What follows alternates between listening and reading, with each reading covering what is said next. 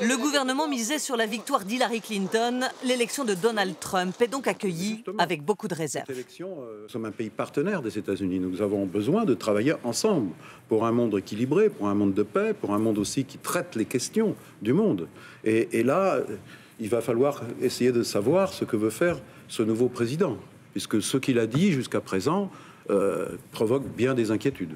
La ministre de l'Environnement, Ségolène Royal, veut croire de son côté que Donald Trump respectera l'accord sur le climat signé par les États-Unis. Donc il ne peut pas, contrairement à ce qu'il a dit, dénoncer l'accord de Paris, puisque l'accord de Paris prévoit qu'on ne peut pas en sortir pendant 3 mois. Il peut empêcher sa mise en œuvre. Il ne peut pas empêcher sa mise en œuvre. Un avertissement en tout cas pour 2017, selon Jean-Christophe Cambadélis. Dans un tweet, le patron du PS écrit « La gauche est prévenue, continuons nos enfantillages et ce sera Marine Le Pen ».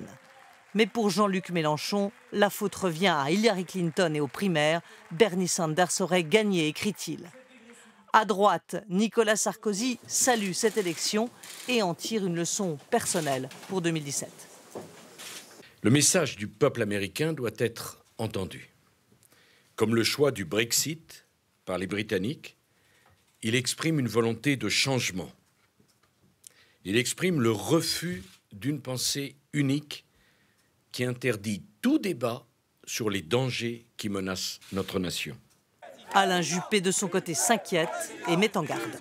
Je ne veux pas que la France s'engage dans la voie de l'extrémisme et de la démagogie.